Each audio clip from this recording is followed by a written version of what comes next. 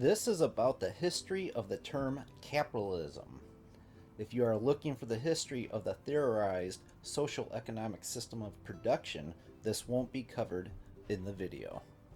The term capitalism has been used, reborn, and rebranded so many times over the years that if one were to say capitalism, you'd have to immediately stop to define what you mean by capitalism. Why is that? Why all the confusion? There isn't multiple definitions of mercantilism. There isn't a bunch of definitions of feudalism. So what in the world happened to the term capitalism?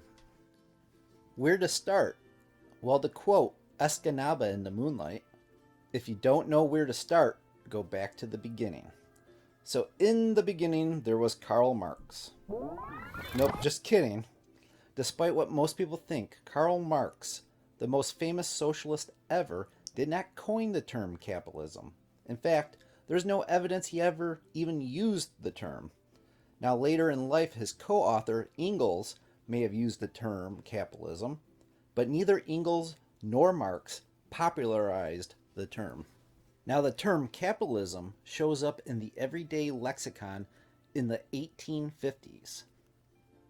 There's a few obscure uses of the word prior to that, but we can pretty much ignore those uses because they were completely unknown to the general public.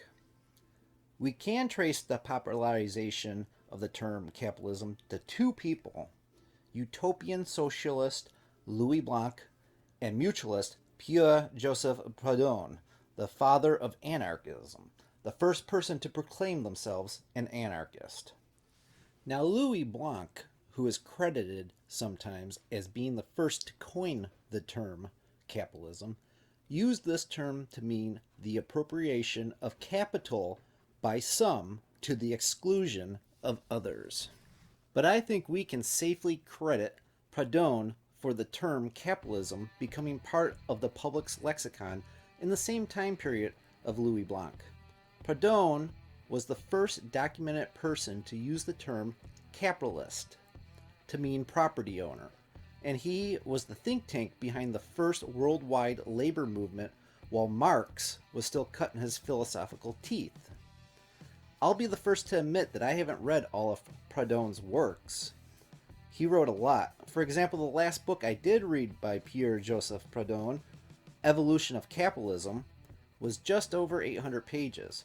But if I was going to try to sum up what he meant by capitalism, I'd say he defined capitalism as the practice of those with capital seeking rent or interest from those without capital or property.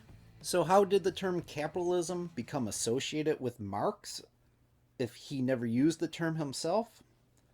Well, we'll have to fast forward to the turn of the century, 1902. 19 years after the death of Karl Marx, Marx's supporter, Werner Sobart's Der moderne Kapitalismus exploded the term's popularity both inside and outside of socialist circles. Highly respected historian Fernand Braudel puts it like this in his book Civilization and Capitalism. Quote, "In fact, it was not until the beginning of this century that it fully burst upon the political debate as a natural opposite of socialism. It was to be launched in academic circles by Werner Sobert's explosive book, Der moderne Kapitalismus. Not unnaturally, this word, which Marx never used, was incorporated into the Marxist model.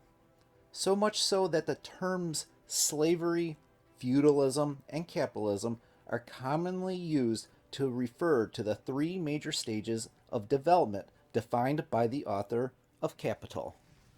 The term must have stuck because 2 years later, Max Weber published his famous tome, The Protestant Ethic and the Spirit of Capitalism, which is considered by some as the fourth most important sociological book of the 20th century. Okay, so if you've made it this far into the video, and you're like me, a person who was raised and conditioned to associate the term capitalism with markets and free trade, You may have asked yourself by now, how in the world did a derogatory slur invented by socialists become a positive term embraced by so many today? So, who is responsible for this shift with associating capitalism with free trade and markets? The person I and a few others before me have narrowed down to be the patient zero for this whole entire modern confusion over the term capitalism is none other than Ludwig von Mises, the godlike figure to those who subscribe to the Austrian School of Economics. Ludwig von Mises, who was very much in favor of classical liberalism and very much against socialism, strangely adopts the term capitalism, even though he claims it's a dumb, unscientific political catchword invented by socialists. From his 1922 book titled Socialism, Mises writes, quote, "The terms capitalism and capitalistic production are political catchwords. They were invented by socialists, not to extend knowledge, but to carp, to criticize, to condemn. Today, they only have to be uttered to conjure up pictures of relentless exploitation of wage slaves by the pitiless rich. They are scarcely ever used save to imply a disease in a body of politic. From a scientific point of view, they are so obscure, so ambiguous, that they have no value whatsoever. Their users agree only in this, that they indicate the characteristics of the modern economic system. But wherein these characteristics consist is always a matter of dispute. Their use, therefore, entirely pernicious and proposal to exclude them altogether from the economic terminology, and to leave them to the matadors of popular agitation, deserves serious consideration." End quote. Despite Mises proclaiming capitalism is a dumb word that people should consider not using, he goes on against his own advice, and 2 paragraphs later, he justifies appropriating the term to describe the liberal system in which he favored. Quote, "If the term capitalism is used to designate an economic system in which production is governed by capital calculations, it acquires a special significance for defining economic activity. Understood thus, it is by no means misleading to speak of capitalism and capitalistic methods of production, and expressions such as capitalistic spirit and anti-capitalistic disposition acquire a rigidly circumscribed connotation. Capitalism is better suited to be the antithesis of socialism than individualism, which is often used in this way." End quote. As far as I know, this marks when the shift in the meaning of capitalism starts to change. Now, if you believe the shift happened prior, please let me know in the comments. So how does Mises connect to the modern supporters of capitalism?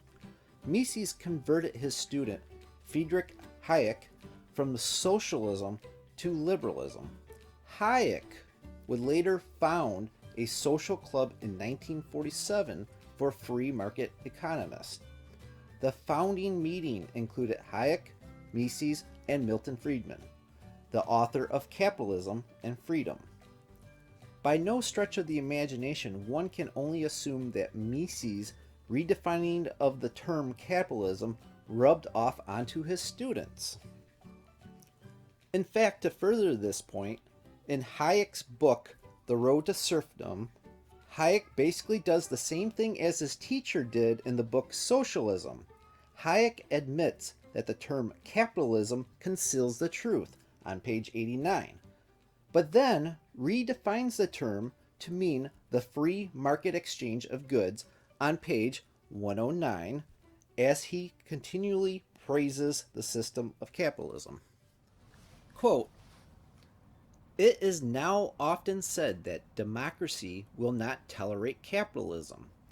If capitalism means here a competitive system based on free disposal over private property, It is far more important to realize that only within this system is democracy possible. End quote. Now let's jump ahead several decades to anarchist Murray Rothbard, a staunch supporter of free markets.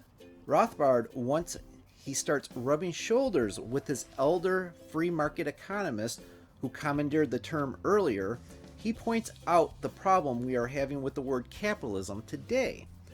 In his 1972 essay, Capitalism and Statism, he writes, quote, "From the very first, we run into grave problems with the term capitalism. When we realized that the word was coined by capitalist's most famous enemy, Karl Marx." I like to point out here that Karl Marx did not coin the phrase. Back to the quote. "It is not surprising that a neutral or pro-capitalist analyst might find the term lacking in precision." End quote. Then a few sentences later, Rothbard goes on to say, quote, "Marxists, for example, consider India as a capitalist country, but India, hag-ridden by a vast and monstrous network of restrictions, caste, state regulations, and monopoly privileges, is about as far from free market capitalism as can be imagined. If we are to keep the term capitalism at all, then we must distinguish between free market capitalism on one hand and state capitalism on the other. The two are as different as day and night in their nature and their consequences." End quote. In closing, this is why we're at the point where we are now. Because the word capitalism has been appropriated and redefined so many times, nobody knows what capitalism means anymore. We are constantly having to add another word just so others can understand what we're talking about. Honestly, I rarely use the terminology anymore. And when I do, I stick with the Proudhonian definition, which is basically a rent-seeking system. The whole free market spin on the term has muddied the waters and have made advocates of free markets sound oxymoronic for commandeering the term.